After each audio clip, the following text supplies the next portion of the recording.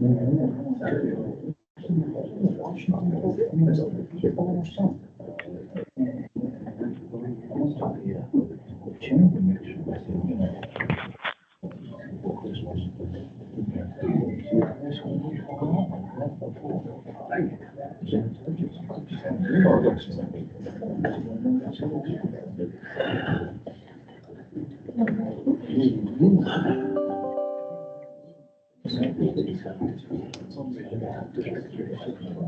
did.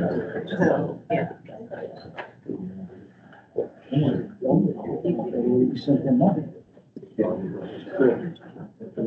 All ready? Go ahead and call the meeting to order. Good evening. My name is Tracy Schultz, and I am the chair of the Chesapeake Bay Bridge Reconstruction Advisory Group. I'm opening this meeting of the advisory group. Hereby call the meeting to order at 6 p.m. We are holding this meeting in person at the MDTA Police Building at the Bay Bridge. Attendees should note that this meeting is being recorded and will be available on the BRAG webpage after the meeting for attendees to view and download. Attendees should also note that the recording will include the audio and video from this evening's meeting. Presentations will be available to download from the BRAG webpage. I would ask that anyone in the room with us this evening please refrain from speaking unless you are presenting or answering questions so that background noise is minimized for those viewing remotely. Members of the public pre-registered to comment on a specific agenda item. I will provide you with an opportunity to comment after the agenda item is presented. We appreciate everyone's patience and ask that you hold any comments until the designated time. We ask that you please introduce yourself by giving us your name and community you represent before moving on with your question or comment. Members of the public joining us via Microsoft Teams will be able to view the meeting only. For security reasons, the chat function in Microsoft Teams is not enabled for MDOT personnel. Any posts entered in the chat window are not visible to staff and will not be responded to. As a reminder, this meeting is being recorded in its entirety. It's for the record, all members are present except for Member Foster, Member Schwash. Foster. Pat Lynch and Lynn Farrow is virtual. All right. Okay, the first item on the agenda is a review of the minutes in the previous meeting held in October. If there is any changes, if I should have submitted them if there were. Anybody have any changes to the minutes? Make a motion to accept. Make a motion to accept. Second. Okay. Motion second, everybody in favor? Aye. Motion passed. Minutes be approved as presented. Next item is requirement of House Bill 56, which is a report on the group's activities since the last meeting and any recommendations they have based on those activities. As for BRAG duties, they are to provide the MDTA with an independent, citizen-informed perspective of the authority's operations at the Bay Bridge, assess potential concerns about activity at the Bay Bridge, educate the public about activity related to the Bay Bridge, and work with the MDTA and provide pertinent input related to traffic and customer service issues. Would any members like to share their individual educational activities and interactions with their community since the last meeting? Start with Nick, to my right, and we'll go around the table. I was blindsided. I went to Queen Anne's County Chamber of Commerce, that mixer for the holidays. And it was probably 2 weeks, 10 days after our meeting that we had. It was very, very close to the last meeting, that many months ago. And it was all in the news and all in the newspapers and whatnot that we're building a new bridge. It's going to be 10 lanes. There's dog trails, there's bike trails, there's everything going on, and they're asking me all about it. I'm saying, we just had a meeting. I didn't hear anything about this. I don't know what happened there, but there was somehow so I just got my way through it, try not to harm anybody, and I just thought that I should share that. Was it the beginning of November? Literally, the article was in the Sun, Right. and it was also in our local paper, and that stirred up everything, especially the Sun. I think the Sun was first. And if we go back and find out that date, then you can compare it to the last meeting. It was shortly after the last meeting. I didn't keep a record, but it was. Yeah, when we announced the public meetings a month in advance, we posted all the material at that time. So maybe we didn't spell that out for you. Public meeting in Queen Anne's County was still troublesome too, because the same night, the District 36 elected officials had their fundraiser. So you had all these people, you had all of us go there, especially after you give money. And then you had people from Baltimore from Annapolis come over too, a lot of people from Annapolis. And that was a big evening. And, but not much talk about the bridge and that. Not that much. Hershey was probably the biggest speaker, and he didn't have a whole lot to say about the bridge. He just said that they were having cooperation between the two parties and Annapolis. Let's keep on stress that the most. So, yeah. I attended the meeting at the high school, so it was very well attended, I thought. Nasty weather, I think overnight. But for a lot of people still came out, very surprised, but, so that was good. There was a lot of good information, I think, shared at that meeting. I think everybody did a very good job, so we'll commend all the staff and everybody, and companies you hired, I guess, to do all the get together. Did a very good job of all the posters and everybody standing there to answer a lot of questions and stuff, so it was well done. Again, everybody. My comments echo Tracy's almost exactly. And I commented to you guys earlier, commended. Well done meeting, the displays were really good. As Tracy mentioned, in spite of some crummy weather that night, a lot of people came out. And a lot of questions I thought were answered or at least steered where we stand right now. And the biggest thing that I still get asked is, are they gonna stay within the Route 50 corridor? And I've relayed this before. And the answer is consistently, yes, every effort is going to be made to do that. And I think the publication that came out, or the pictures of the slides that you guys did that are now available through email, I have sent those out to a number of folks, and they do answer a lot of questions about where we are so far. So again, my commendations to you guys. Job well done. Yeah, I'll go ditto with that. I mean, it was an outstanding job. The boards, the amount of people there, everybody got their questions answered. So, and had no negative responses at all, which was great. We had QAC TV there interviewing people at the same time. So, you know, we're pushing that message out, and you know, I'm happy that everyone's came there. I'm happy that in the direction that we're going. So we'll see in the head. I'm from the Bennett Point community, and I communicated the meeting on the Queen Anne's County side through our membership. There's about 65 people in that development.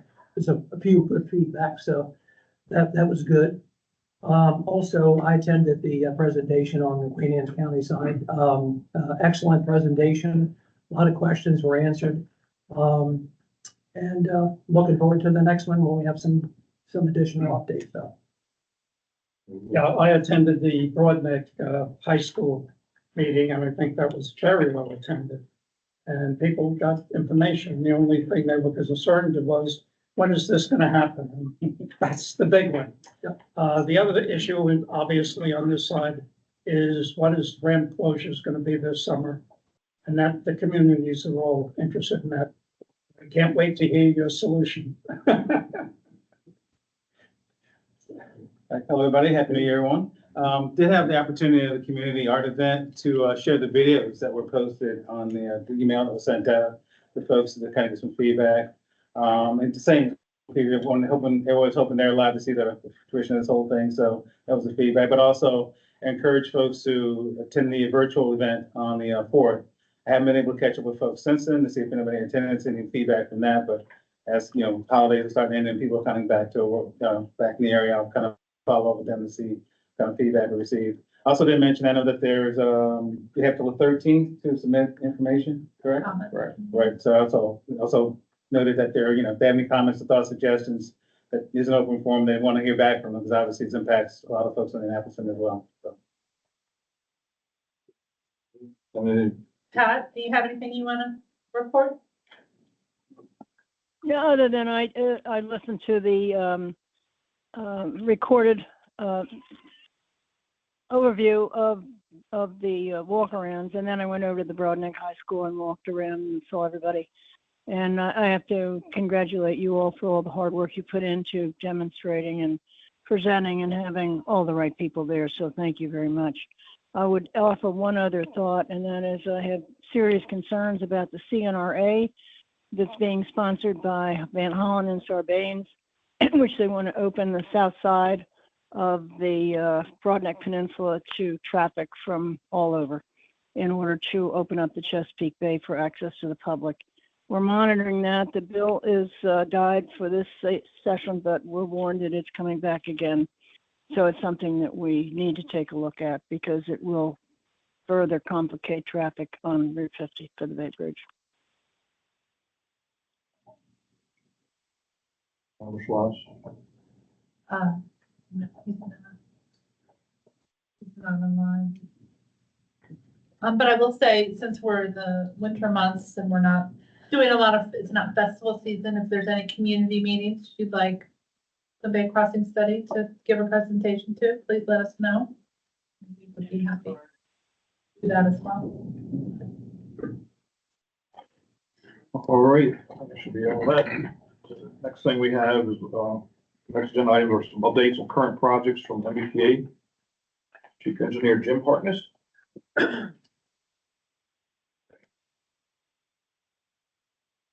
Good evening, everyone. I'm Jim Harkness. I'm the Chief Engineer for MDTA, and we'll be going through our project updates, the Bay Bridge project updates.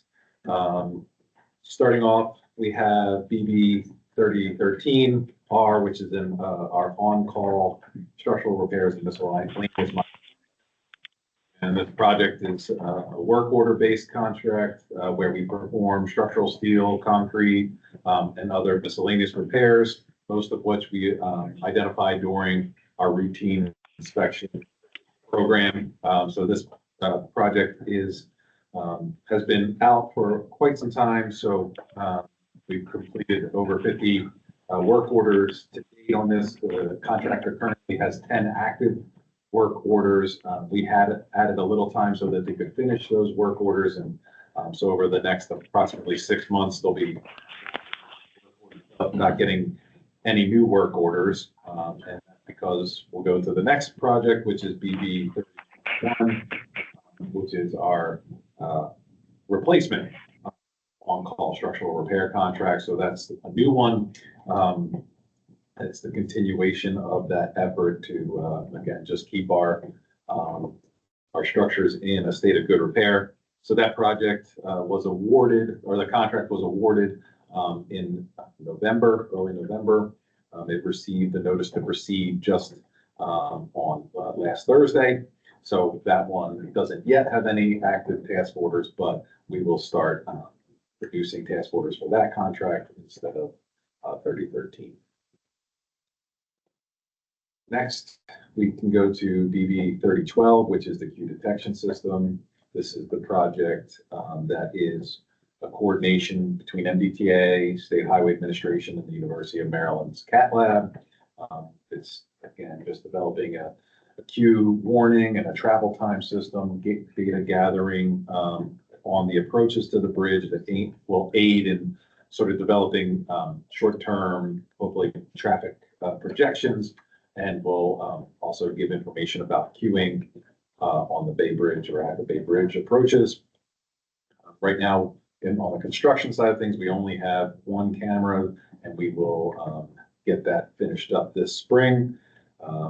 And we have what we call a phase 2 of this, which is the CAT Lab working to develop algorithms for predictive models for the bridge. We're working through sort of the contractual relationship there between with SHA, with the University of Maryland and MDTA, just trying to get that memorandum of understanding finalized. So we hope to do that in the next month or so, and then wrap up the effort over the summer. We can move on to BB 3017, which is the eastbound deck replacement, and that's phase one and package one. This is to replace the deck between what we call T14 and T22. That's between the suspension span and the through truss. In addition to the decks, we're also replacing barriers. We're strengthening the steel underneath. We have some retrofits we're doing, replacing the signal gantries.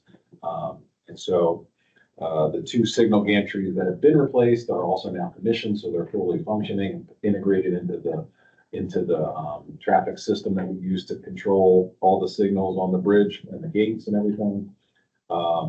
We are continuing with utility relocation, basically just getting the wiring now off the physical infrastructure has been moved and just getting the wiring in there. We're doing we have the truss strengthening. We have just one span left of those 13 spans. And we are also continuing to do bearing replacements as necessary. For the casting, so in the casting yard up there in Baltimore, they have currently cast 136 deck panels. So out of the 156, they have 136 cast. Almost 100 of those have the barriers on them as well. So the contractor has set 74 panels at this point, which is just under 50% of the job. And so I think last time I was here 3 months ago, it was at just around 25%. So we've got that, but we have the contractor successfully replace up to 3 panels in a shift. So when they've had the time and they've had the panels, they've been able to do up to 3. And right now we've been hitting a pretty bad run of bad weather.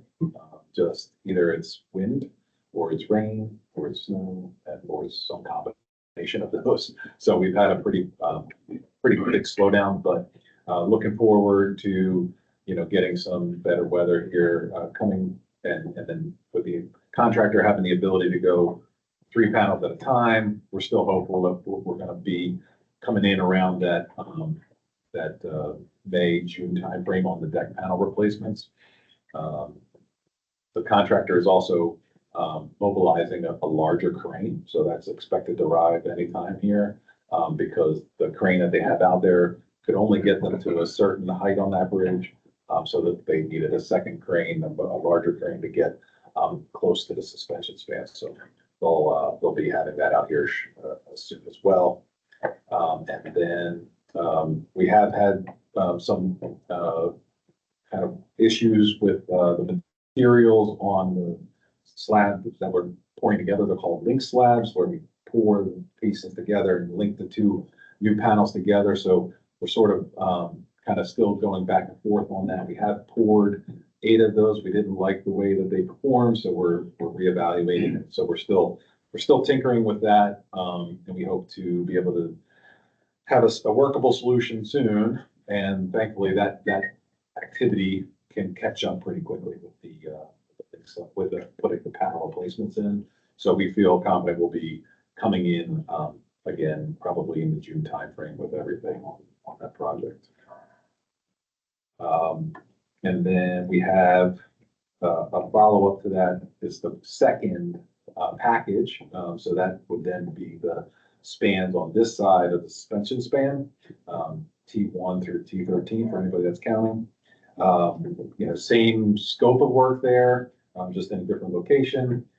We have received the bid package, if you will, from the contractor. Again, this is a CMAR procurement, so we've contracted with the contractor. We have that in place, but then what they do is submit packages based on the design plans that we developed in coordination with them, and then we negotiate and try to come to an agreement. It's called a guaranteed maximum price that they'll do that work for. So we're in that phase now where we're reviewing their pricing and negotiating to see if we can come to an agreement on that. So that's what we're working on now.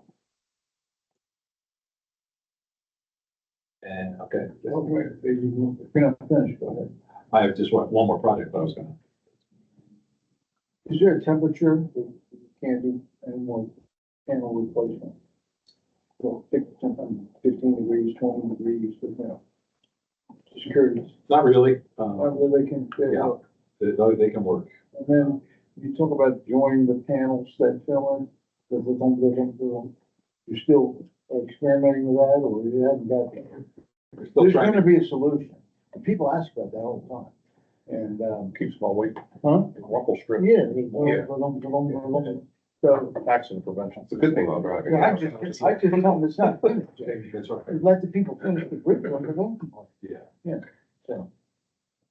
Right, so we're just, we have to, it was a, it was a really stringent requirement on that, right, because we gotta open the bridge, so we had a really stringent early strength that we needed to meet, but then ultimately not getting too strong, so we had to have a strength that we also had to meet. So trying to get that exactly right was, it's been a little problematic for us, so we're still working on that and still, trying to get that exactly right so we get a good product out there.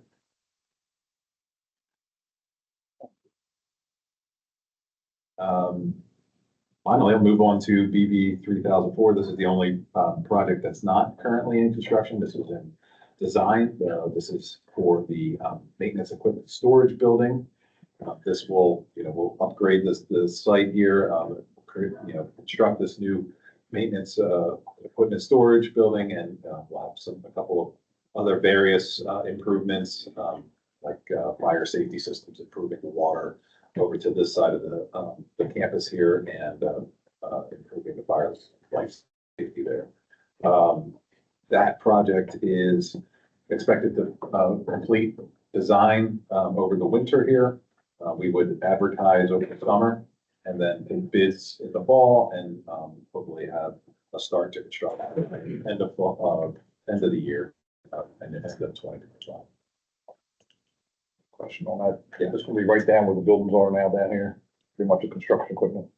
Yeah, it's past where the trailers are.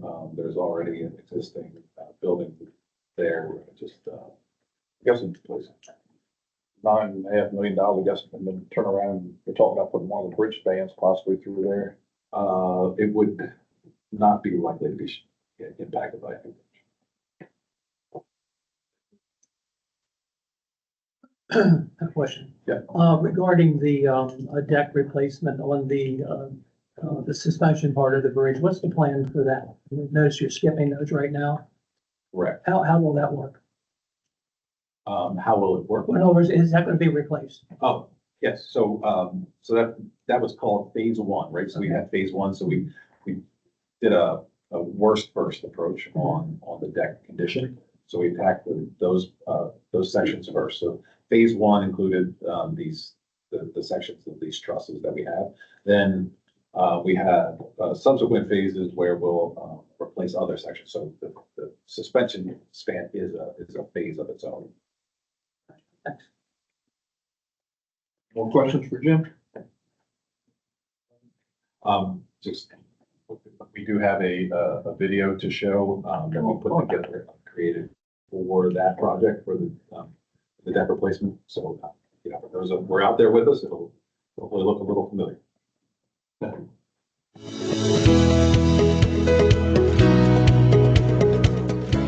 Behind every successful Bay Bridge project is a carefully crafted plan. For the eastbound deck replacement project, it all starts here, off-site, where precast deck panels are fabricated to perfection. Each new deck panel is manufactured with precision in a controlled environment, ensuring that they are strong, durable, and ready to withstand heavy traffic. Once the precast panels are completed, they're loaded onto barges and shipped directly to the worksite. Traveling by water from the casting yard in Curtis Bay, these panels make their way to the bridge, ready for installation. As night falls at the Bay Bridge, construction crews spring into action. The eastbound span is closed and two-way traffic operates on the westbound bridge. Crews begin the task of removing existing sections of the bridge deck. The team then uses cranes to remove the existing sections from the bridge. Once the old section is removed, the crew members carefully lift the new precast panels and set them atop new bearings on the existing trusses, ensuring a perfect fit for each section of the bridge. With precision and teamwork, the new deck panel is secured into place, strong, reliable, and ready for traffic. At a later date, the temporary concrete connection slabs are removed and replaced with permanent concrete, ensuring a smooth ride. By the time morning comes, the bridge is back open with a fresh section in place, ready for the day's commuters. As part of the Maryland Artificial Reef Initiative, the MDTA is recycling the eastbound Bay Bridge deck panels removed during this project. These deck panels are being deposited at the existing Hackett Point Artificial Reef, which is located in the Chesapeake Bay southwest of the Bay Bridge.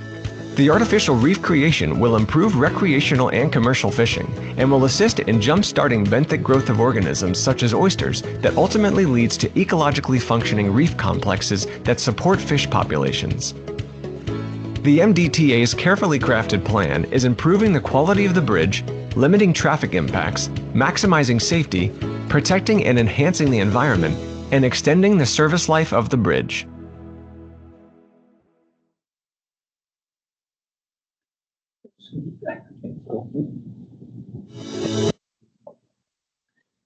Good. Is that available for? On the website, yeah. Yeah, go to baybridge.com. It's under the eastbound project. Any more questions? Okay. All right, now we have MDOT, SHA, Deputy Administrator, Chief Engineer of Operations, Terry Sue. Good evening, everyone. I'm here for Will Pines, our administrator. He wasn't able to be here this evening. And my updates are pretty brief. I'm going to start on the Queen Anne's County side. And I think we're going to be requesting hopefully 2 meetings. The first will be on Maryland 8. We've had some requests for pedestrian and bicycle enhancements. And we'd like to meet with the county to discuss what those would look like. We're looking at something we've implemented at other locations in the state. We call them quick build projects. So it's really just to enhance the existing facilities out there, draw more attention to pedestrians and bicycles might be on that section of roadway. So it's something we can implement pretty quickly. But we wanted to get together with you here in the coming months to discuss some options and hopefully implement something in the spring. And these are intended to be temporary, so we can really measure before and after effects. And so they would be removed by the end of the year, going back to existing condition. And then that will allow us to evaluate what worked, what might not have worked, and we can look at a more permanent solution from there. Commissioner Moran, is that something you recommend we get with That guy? Okay. We will. Yeah, We will myself. Yeah. hold a meeting with our District 2 team and our planning team, Awesome. and present some options. Thank you. Okay. And then for ramp closures, we would like to hold another town hall. Okay. To discuss again what went well last summer, what we'd like that to look like again this coming summer. We thought last summer was fairly successful in the operations there. We're thinking something would have a similar look in 2025, but again, we want to get that public feedback before we finalize any plan. Perfect. Any questions on the Queen Anne's County side? Nope. So one thing that worried to have them put Dunkin' Donuts, they allowed it to be open last year. Correct. There was a lot of cars speeding through that, so I'm not sure if you could have either one entrance open, put something there to block it, and have the other one open so you can get back out. Where people could still cut around, but at least it wouldn't be going 60 miles an hour behind that wall. I know exactly what you mean. We're gonna have to look at it. Just That way, you're not stopping people getting to businesses or back out. Right. If they need to, but it would stop them from shooting through there fast. Good feedback, thank you. So, and I'll mention this on the Anne Arundel County side too, it's just balancing those costs and then the personnel time that have to be out there for the closures. We know they are effective. It's really trying to find that balance of cost and benefit. I think we've already come to that. It's all the, gonna be more of our DPW guys out there. So that's fine. It works, it works. We're happy to do it, so. A question, why, last year, why was the ramp closures discontinued on Thursdays? I believe it was only on Fridays and the weekend. Is there a reason for that? So we had not done ramp closures on the Queen Anne's County side on Thursdays. That was on the Anne Arundel County side. So we thought I think it was Saturday. I thought that was Sunday. on the Anne Arundel County side also, though. I thought they discontinued one of the days. I think it was Thursdays. So, correct. So, The year before, it was Thursday, Friday, and the weekend. But not in Queen Anne's County at all on Thursday. Okay. yeah. And I'll get to Anne Arundel County. I travel back and Okay. forth every day, so I kind of see a lot of things going on, yeah. Okay. So on the Anne Arundel County side in 2024, we did have ramp closures, just like the one exit, exit 32 here, Oceanic Drive. And they were on Friday, and Saturday only. We discontinued them on Thursday and Sunday in 2024. And again, it was balancing that personnel time, that cost associated with the ramp closure and the benefit that we were seeing. So we did hear very much from the community that they would like to have the Thursday ramp closures back in 2025. Where I'm not committing to that tonight. Again, it's that balance of cost and the benefit. And we did hear from Northrop Grumman after 2023 that really was impactful to their employees and some other businesses. So we're trying to balance all of that. And what we'll do is commit to meeting with some of the businesses on the Anne Arundel County side. And we'd also like to meet with the Broadneck Council and have a little more detailed discussion on that. And then we will finalize our plans here for the April meeting.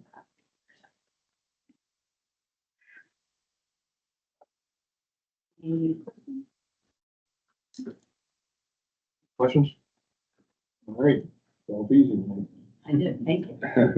All right, next up, we have our update on the Bay Crossing Tier 2 NEPA study, MDTA Department of Planning and Program Development Director Melissa Williams. Thank you. All yours. Thank you. Can't see that so good, so I have printed it out for myself. Wanted to give you a little bit of an update from the. Can you shove it back to you? I know. That's good enough. From, I think for the, well, I have to stay here. Wanted to give you an update from the meetings that we had back in December and go through a couple of the highlights from the meetings, talk about the information that we shared a little bit. Overall, we were really happy. The meetings were very well received. We held 3 meetings. On December 4th, we were virtual. On the 9th, we were at Broadneck High School, and on the 11th, we were at Kent Island High School. So just to explain for folks, I think pretty much everyone stopped by or has seen the information, but forgive me, I'm just gonna go through a little bit anyway. For the online meetings, we shared all of the displays, same displays that were gonna be shared at both of the in-person open houses. We shared them online. And Heather, Nick, and I were both co-managing this project. Talked through those slides, explained them a little bit, and then we stopped and we did question and answer. So what we did was folks could type in questions, and then those questions would come up to a screen. We would read them, and Heather and I, as well as Haria Ahmad, who is Melissa's assistant community engagement manager, we would answer those questions live. We answered about over 90 questions, so really got a lot accomplished. So that is recorded. If you'd like to watch it, you can go to the website, baycrossingstudy.com, and you can watch that anytime. So we had a total of 756 attendees. That's at the online meeting and 2 in-person meetings. Really great attendance, and especially, I don't know, that second meeting on Kent Island, I think like anyone's gonna be there because the wind was incredible. The weather was really rough, but people came out. We were really grateful for that. Queen Anne County TV They were great. They spent a lot of time with us, walked through the displays, and I feel like they did a really great job. We were very grateful and appreciative of their coverage. It's great. Some of the feedback that we got, I think is important to share. The thing that I've heard several times from both citizens as well as from staff relaying to me was that people said we took this complicated engineering stuff and broke it down and made it understandable well.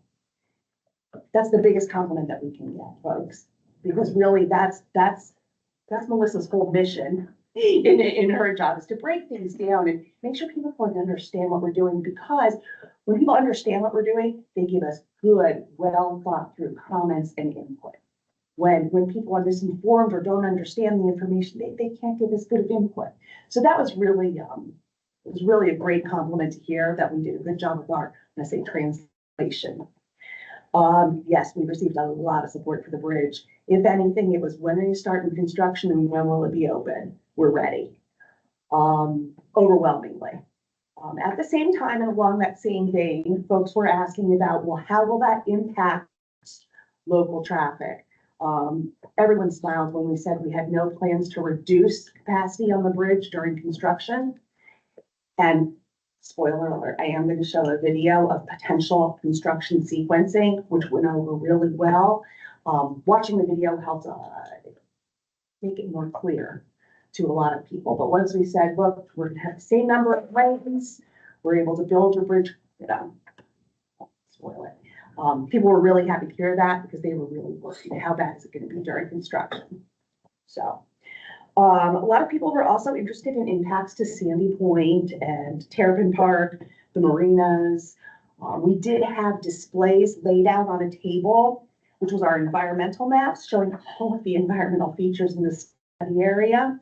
We also showed some of the alignments to get an idea of what the impacts might be. And I'm really happy to say that at this point, we really cut our impacts down, and we have some really great alternatives that have very minimal impacts. We also received a good bit of support for a shared use path over the bridge, which would be bicycle, pedestrian, or rolling, wheelchair, anything like that over the bridge. It would be a single path that would go in both directions. So we did get a lot of support for that. So what I'd like to do is go over a little bit of our schedule, just to clarify where we're headed from here. So when folks say what's next, you know what's next. Talk a little bit about the elements and options, just to make sure that this group is crystal clear on what those things mean, and then talk about what's coming next. So I'm going to ask a quick question. Did everyone see the video from the open house? Not the online meeting, but the 3-minute clip? And there was a chair, so. Yeah. Okay, you want to see it now or do you want to hold? Wait. You can wait? Okay, we're gonna wait for him. Go. Okay. So then I'm gonna move on to the second slide, which is our schedule. I wasn't sure, and it is available online, of course, but it's really just a 3-minute introduction overview kind of video.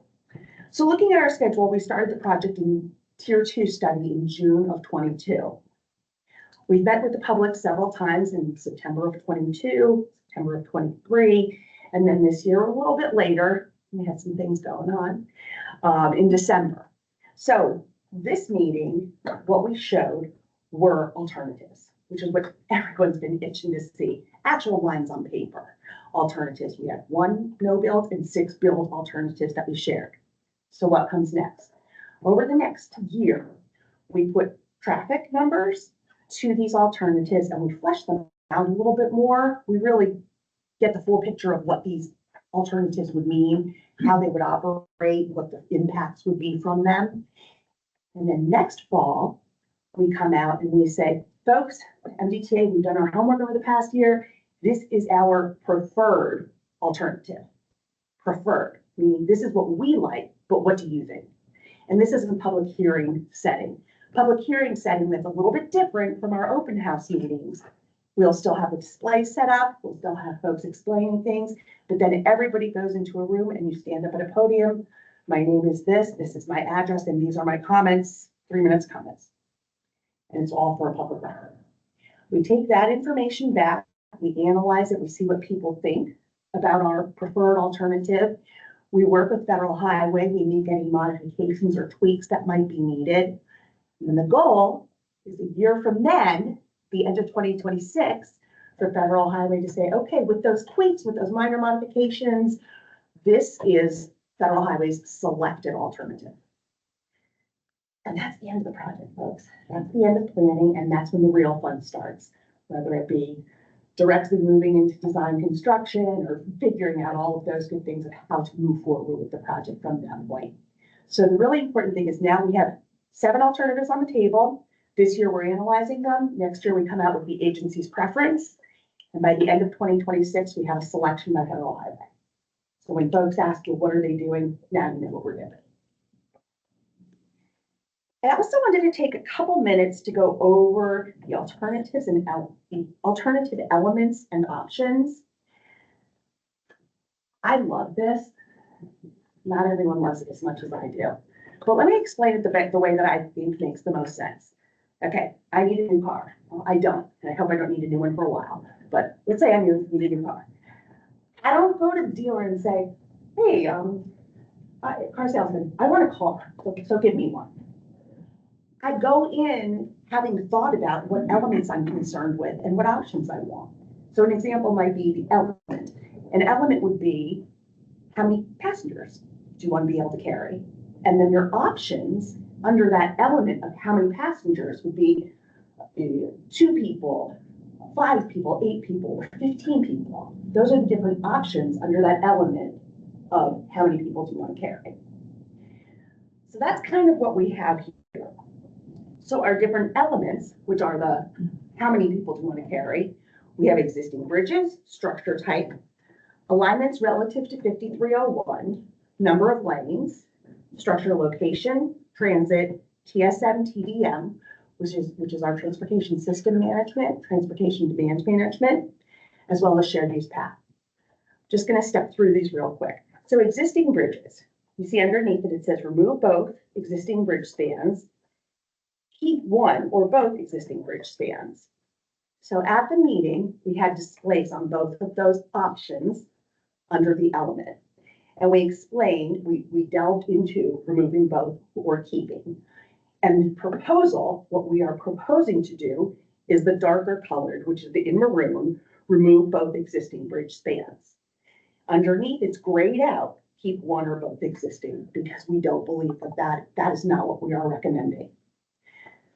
So as we move forward, so for structure type, we looked at full bridge, full tunnel, bridge tunnel combination, as well as a double-decker bridge. And again, if you go online to baycrossingstudy.com, all of these displays are there. You can click on them individually and look at the more detailed information about each of these options. We chose to move forward. I say chose. We are recommending. Our preference is to move forward with a full bridge, which means 2 bridges. Alignments relative to 5301. This was an important one that people were really interested in. We looked at staying on the existing approach alignment and moving off of the alignment. Keeping in mind, we had those 2-mile swaths. We looked at the corridors. We said, well, we've got environmental features, man-made, natural environment. We need to stay where we're at. 5301 we need to stay on that. So that's where it's a darker aqua color. We're proposing to stay on 5301 and make the modifications, the new structure from that point. We looked at the number of lanes. This one was a little bit confusing. Please forgive me that I'm going through each piece, but I really think that by taking a couple minutes to go through each piece, it becomes so much clearer. So for number of lanes, we looked at 666, 686, 888, 810, and 1010. What does that mean? So we added up the number of lanes. So right now, existing would be, there's 3 lanes each way, so that's 6. And then on the bridges are 5 lanes, 3 and 2. The opposite shore, 3 and 3 is 6. So what we have right now is 6, 5, 6. Okay, keeping in mind, we don't need to have the same number of lanes on the approach roads as the structure itself. So when we looked at 6, 6, it really didn't, there was no bang for that buck. So we said, no, we don't want to carry that. When we looked at 10, 10, 10, it was an overkill. more than was needed, as well as more than 10 lanes. So what we propose to look at in more detail is the 686, the 888, and the 810-8. So there are 3 different lane configurations, lane configuration options. For structure location, I am going to share the construction sequencing video on this, but we looked at north, south, in between, or a further south option. The north options and the south options, we believe, have merit for additional study. Fully in between really didn't work as well, partially because it's extremely difficult for us to keep traffic moving during construction if we're right in the middle. So that was one of the big issues with that one. In the far south, we just have too many impacts. So we threw that one away. So we're looking at the north and the south, which I'll show you a video of the south options, just a couple minutes. Looking at transit, we looked at ferry, high capacity rail, BRT, bus service improvements. We met with MTA, Maryland Transit Administration, as well as the county transit providers on both shores. And overwhelmingly, the input we got was that we could really help the bus network. We could provide some good connections and some good improvements that would make the bus network a lot more attractive to users in the area. So that's something that we're going to pursue looking at.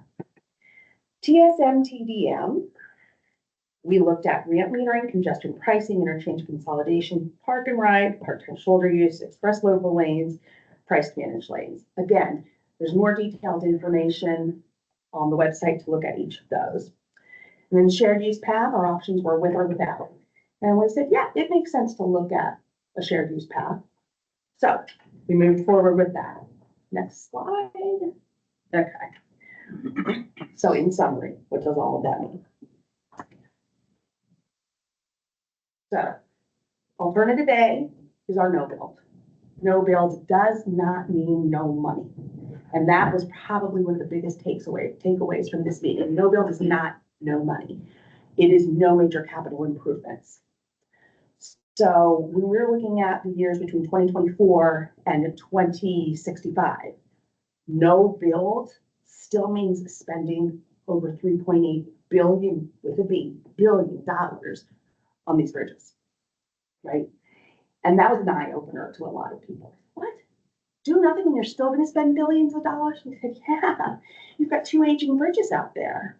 We need to take care of them. There's increased maintenance costs and rehabilitation costs as we move into the future. And we had a beautiful graphic that showed the curve of just how, as the bridge ages, it costs more money to keep it up. So hoped to dispel that no build meant no money. So then we have our build alternatives. Now, all of the build alternatives will have the element options of removing the existing bridge, full bridge with 2 new spans, be on alignment, and we would be looking at bus improvements for all of these alternatives. Then we move on to the actual alternatives themselves, B, C, D, E, F, G. We'll go through those in a minute, but then all of them, we will also consider some of those TSM TDM considerations, as well as the shared use path. So the shared use path, TSM TDM, it's take or go, take or leave. Again, back to my car analogy, tinted windows. Doesn't matter if you have a minivan or if you got a sports car, you could do tinted windows on it, on either of them, whatever vehicle tinted windows work. That's what our considerations are. They go with any car, with any alternative. Using my analogies too much there. Okay, let's go to slide 5, or constructing alternatives. Yeah. So as I said, what we were looking at moving forward with was 6 build alternatives, north and south. So the purple block, North Bridge location. So we could either do 2 structures above the existing structures as a northern option, or 1 structure above and 1 structure in between. That would be how we would look at the north.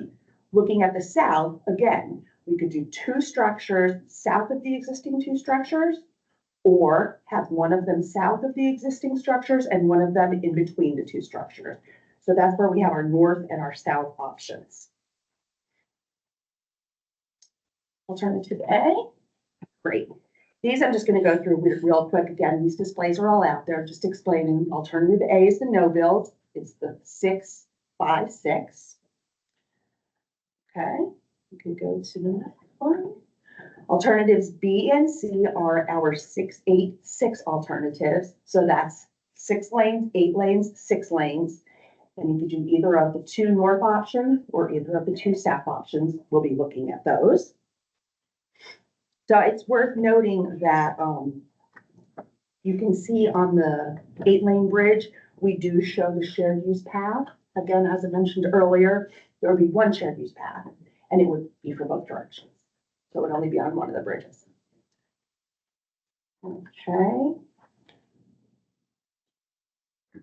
Look at alternatives D and E. That's 888. So this is similar to the alternatives B and C with the 8 lanes on the structure.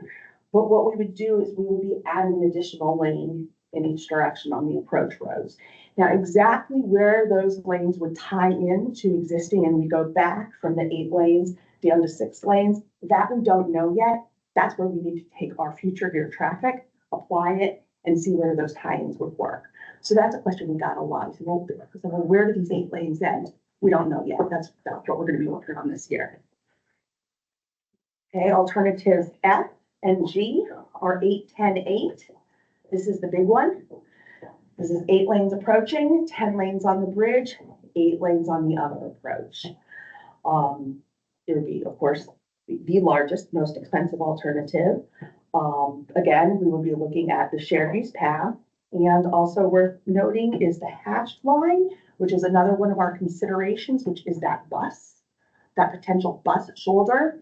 So we would have one shoulder that would be hatched that could possibly, again, this is our tinted windows, could be used with any of them, where you could have either in peak hours, you could have buses running there, or it could be used for peak travel times. We don't know yet. We're working on that to see what we could do that would be most beneficial. So that's one of our considerations that goes with anything. Okay, now what I really want to do is show that video, construction sequencing. Okay.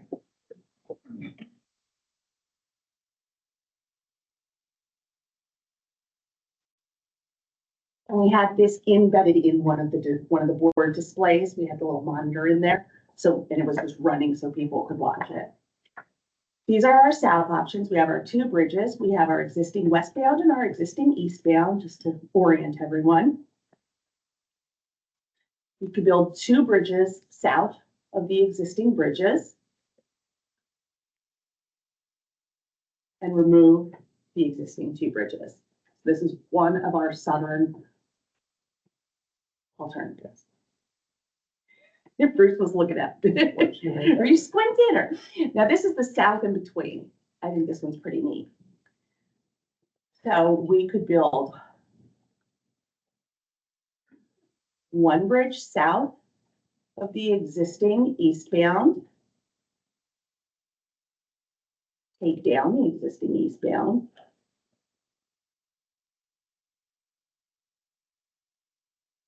Build a new westbound in between.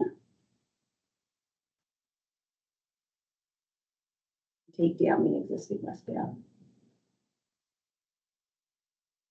So I think that this video really helped people understand what we were talking about, that we weren't looking at a 3rd span or we're looking at build 2, take 2 is what we are proposing.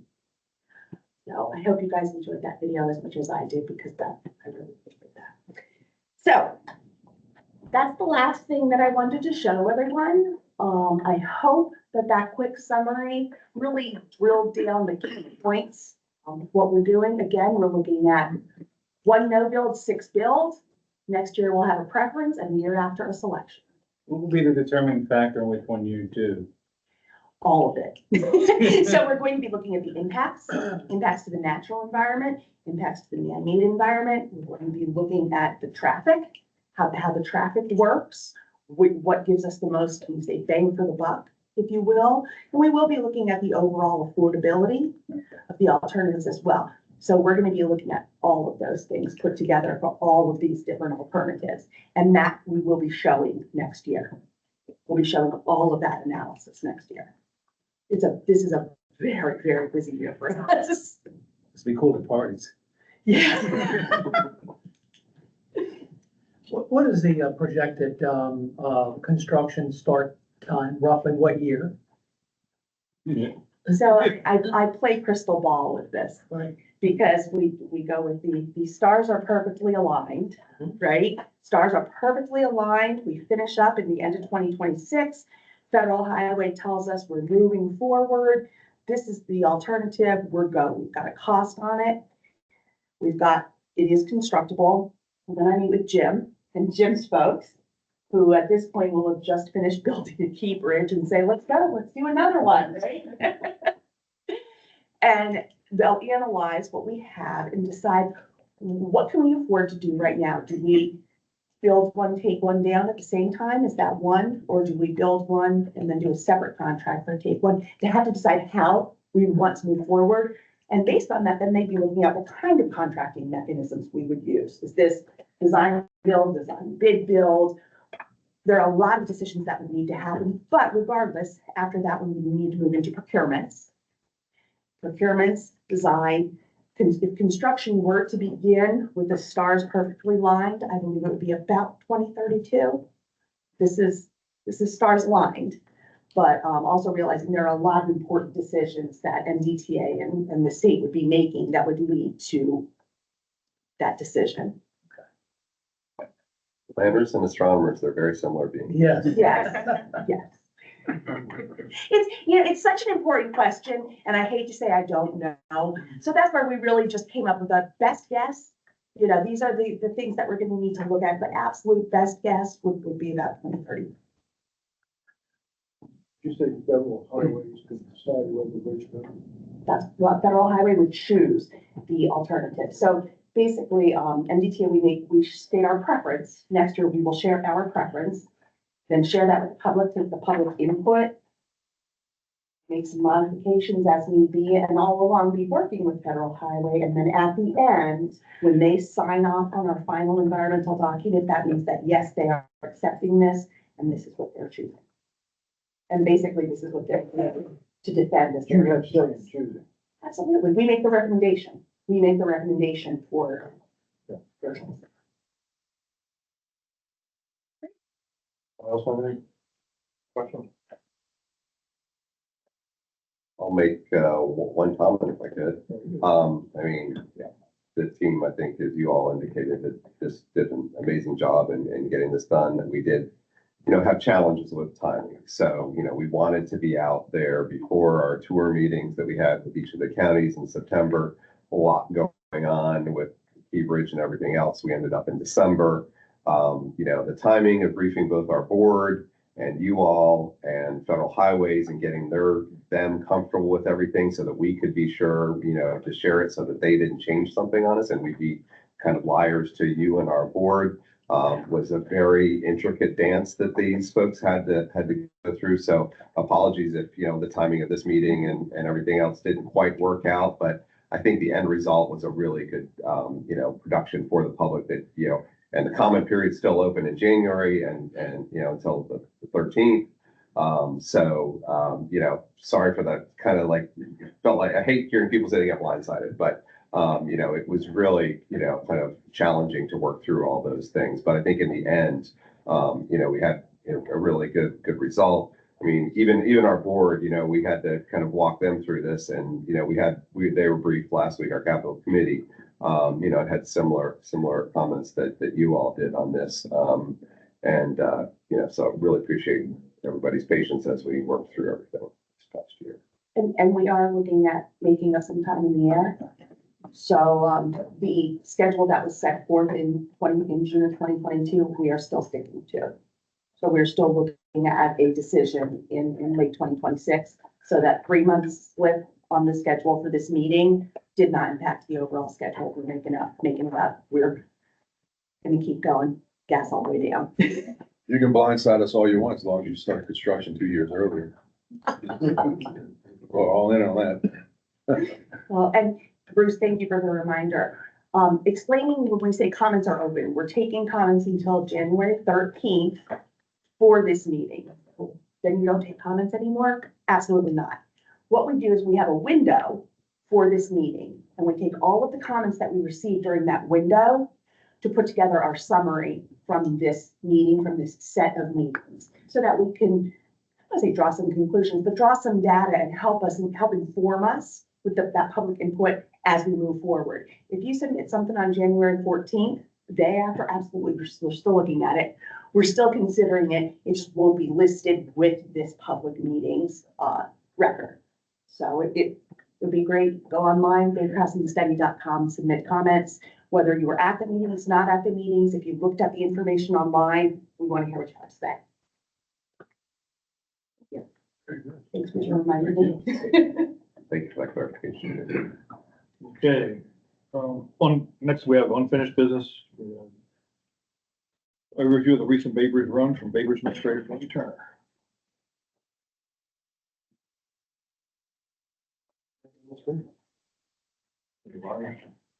Good evening, Jamie Turner, Facility Administrator here at the Bay Bridge.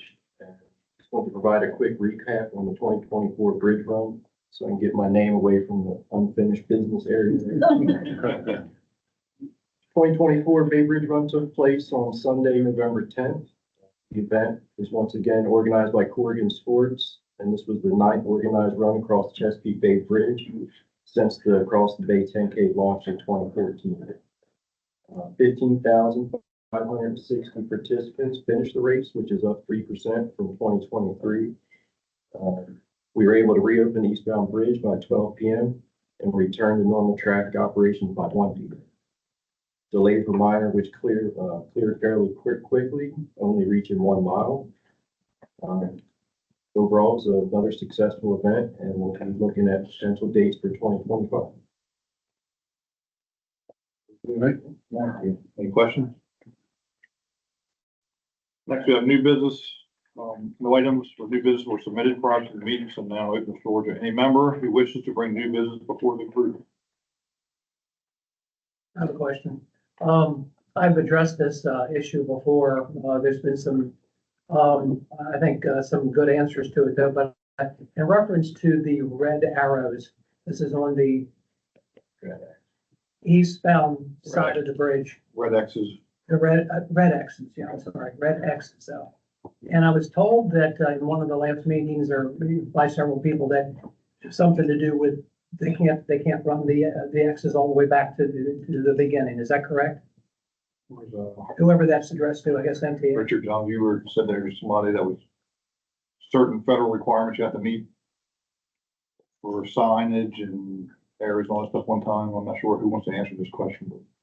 I'm not really sure what you're asking. Could you restate it? Eastbound bridge, or eastbound Route 50, approaching the bridge is what, 4 red X's mainly, or 4 X's. Correct. That is turned on the far left-hand lane. And I was told that there's a reason behind why the red can't extend all the way out. Wait a minute. There is a cautionary, but you're trying to say, you would like to see them extended back Yes, a quarter mile, 2 mile, all the way back to the very beginning. Red. 97, No, where the X, no, where quarter mile. the X's are where they are right now. Right. You're saying signage? No, they're red X's. There's a yellow X first, Correct. then there's red. But my final question has not gotten, I haven't answered it, asked it yet. I noticed last week that they were red all the way back. Why is that? Someone must not have hit the yellow one. There's usually a yellow one. There's usually a yellow one as a caution, I think it is. Were we in two-way? I don't really know, but there was, the red X's in the left-hand lane were on all the way. So we can To the very beginning. all the way back, especially if we have an incident prior to, Yeah, there was nothing going on. There was nothing at all. or if we're out working. So or anything like your that. question is, why is it sometimes yellow X first and sometimes it's Yes. full red? I was told that the yellow X's were done for a reason, meaning warning, of course. But then why is it that the red X's were on last week for 2 different days? So the question is, All the way.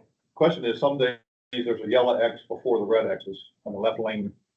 some days there's all red X's all the way back from start to finish. Look, they initially start with the yellow. And he's saying some days don't start They're red. all red. There's gotta be a timing. If you look back at your cameras, I'm sure you can see it though. Yeah. And I think it was Monday and Tuesday last week. I know one of the days was on, Christmas Eve day, because I traveled the roads last week though. Okay, so normal operation would be a yellow X for So one. normal Well, there's operation, more than one yellow X. yeah, but they'll start Two or with three. the yellow and sequence Correct. down towards the Got it. red. And so at some point, they're all gonna essentially be red at some point, because they're gonna go from yellow to red. But is the first one always left yellow? The first two were The three. two-way lane is closed, right, which is closed 50% of the Right. time. We leave those the first couple yellow, to allow people time to merge or go prior That's to. good. Yes. So So it sounds like it might have been a mistake. Yeah. Okay. You could have had something I said- going on. We get a lot of. I just thought somebody changed the rule on that because we were told earlier back at the last meeting, because I questioned that. And, because I think it would be better to have all red X's out, from some of the stuff that I've seen out there though. Looks like a red light. Jim, I'm sure you. Green, yellow, probably see red. some of these. Well, things. I I get think the reason they don't go all red X's because then you're losing capacity Right, to put cars in the queue. So, yeah, okay. I mean, that's So what's the the normal, way it's set up makes sense if we can just keep people out of the red X lane. Oh, yeah. There you go. The people don't move over to the last red X anyway, so. so what's the normal operation? One red, one yellow X, then the rest red? We have two. There's more than one yellow. That's what I'm trying to find out, just to try to get a wild idea, but there is sometimes human error. When they added those gantries, you're talking about an additional mile, pretty much, of Yeah. potential delay. Yeah, it's 2 or 3 yellows normally. And I thought maybe they changed to something last week, but now they're back to the normal yellows, and then when you get up near the gates, they're There's red. differences where if we're in two-way or something like that, we have to stop quickly for an Okay. accident. And we Gotcha. had folks in that area, we wanted, 100% safe. Okay, It might be better traffic volume. You might wanna have a different pattern of yellow and red mixed with, light traffic and then high traffic, maybe one more red. I don't know. Yeah, the scenario, but, based on the scenario, will determine how and, what kind of error we're gonna end up with, and how quickly we're gonna get those and how soon we're gonna get that. So, again, anything from two-way to an incident to rotating them over from the yellow to the red. Yeah. It could have been any one of them. yeah, there was nothing going on this particular, in particular, if you look Nothing that back you at can see. the Christmas Eve, afternoon, evening, they were red all the way back. The time? I'm gonna say probably 3:45 to 4:15. We'll You look can at look back and see that. Yeah, we'll look back and see. Mhm, yeah. Normal operation is yellow 2. It's 2 or 3, if I'm not mistaken. I think it's 2 or 3 yellow X's. And then they go to the last 2, I think it's 2. I'm not sure. 2 is red. 2 of them is red. Okay, just to make sure there is other factors that factor into them not being how many yellows or how many reds. Yeah, that's what I'm trying to understand. I There's, I don't think you're going to understand it because they've changed. Yeah, Have it's based on the scenario, whether it's, an incident, whether it's Okay. an immediate, whether there's something that we need to immediately shift them over. It's just, there's a bunch of different scenarios that can play into that. Okay. In regards to the Monday, Tuesday, 3:45 to 4:15, we'll definitely look to see. It was definitely that time frame on Christmas Eve. We'll look at. Thank you. Don't expect it to be the same way every day at a certain That's what time. that's what I'm hearing. That's Yeah, did you have another question? No, that's it. Okay. Any other items, new business? Yeah, so, I know we've had plenty of discussions about the red X's and the red X cameras. The delegation from the 36th delegation would feel much more comfortable if we just put some signage up. Something to educate the public to say, look at, red X's is gonna get you a ticket. I don't know the verbiage, how you guys wanna say it, put it out there. But if we get 3 or 4 signs in that 3-mile stretch saying, get out of the red, you're on it? Okay, there you go. So they're not. And then, they, Let him say what he's on. well, if we can do that and we still have the issue, then next year, we're definitely gonna push for the cameras. So this year you're not going to. No, we're not gonna push it if we can get the signage up, so. Yeah. But why would we not still push for the cameras though? Because it'll probably take a year or 2 get that done, right? No. No? I hope not.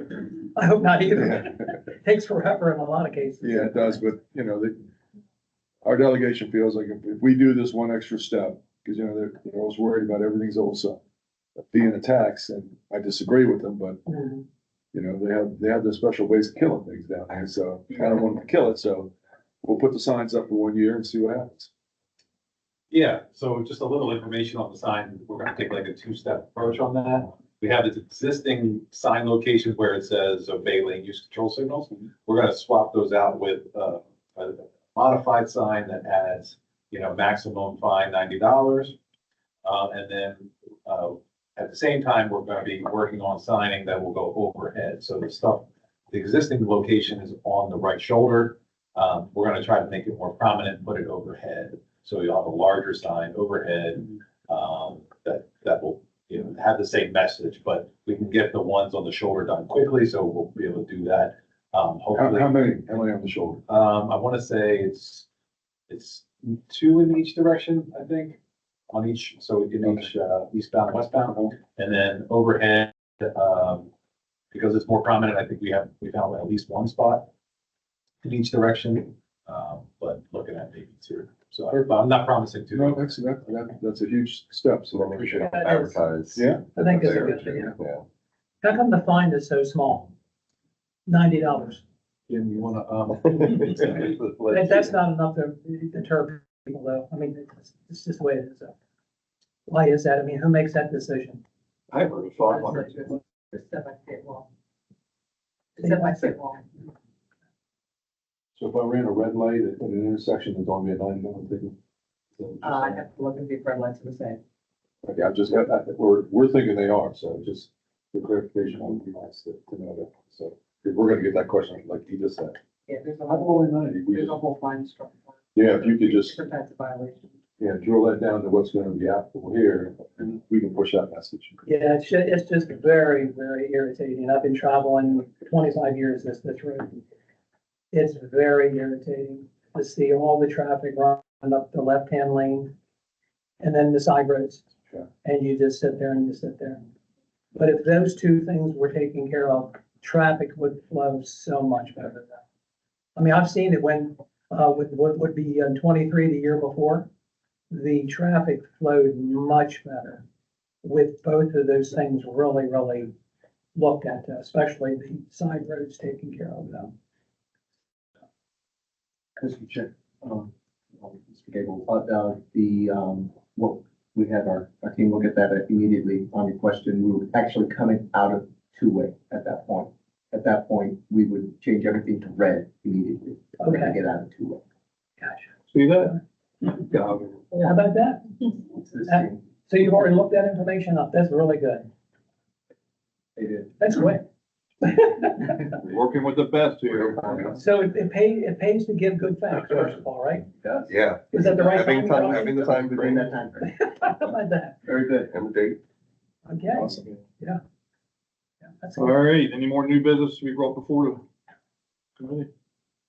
All right, public comments, do we have any public comments, anybody? Cool. All right, next thing we have is our next meeting is scheduled to take place on Wednesday, April 2nd. Date okay, everybody? Yeah, April Fool's Day. May I please have a motion to adjourn the meeting? I'll make a motion. Second. Favor? All right, thank you all, and we'll see you at 6 o'clock on April 2nd, same place, same time, hopefully no snow. Okay. Could be. Thank you all. I'll take some snow.